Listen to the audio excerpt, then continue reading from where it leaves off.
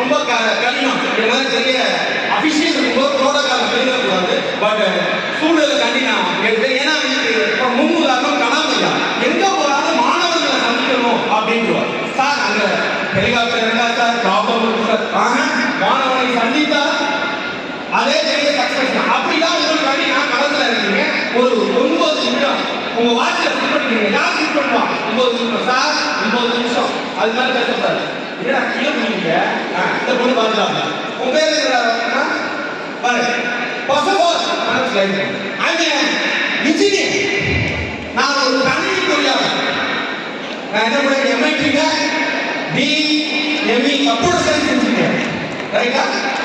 அதுக்கப்புறம் இன்றைய தமிழ்நாடு அரசோட தொழில் முனைவோர் மற்றும் புத்தாக்க திட்டங்கள் அதில் ஆண்டர்பிரினர்ஷிப்பை டெவலப் பண்ணுறதா என்னோட நோக்கம்.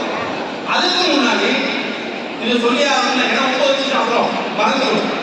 இந்த நிகழ்வு நமது தமிழக அரசு விஷன் இனோவேஷன் அந்த நோக்கத்தை நோக்கி உங்களை உட்கார வச்சிருக்க. அதுக்கு முதல்ல ஒரு நன்றி சொல்லணும்.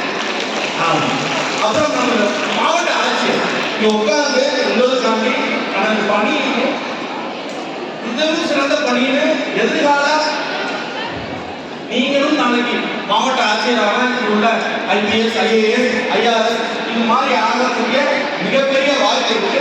ஆனால் உங்க முன்னாடி எக்ஸாம்பிள் உட்காந்துருக்காங்க. அவங்களுக்கு ஒரு கிளாப் இருக்கு. இப்போ விஷயத்தை காம்படேட்டிவ் அப்படின்னா என்ன நினைக்கலாம்? காம்படேட்டிவ் அப்படின்னா என்ன? போட்டி,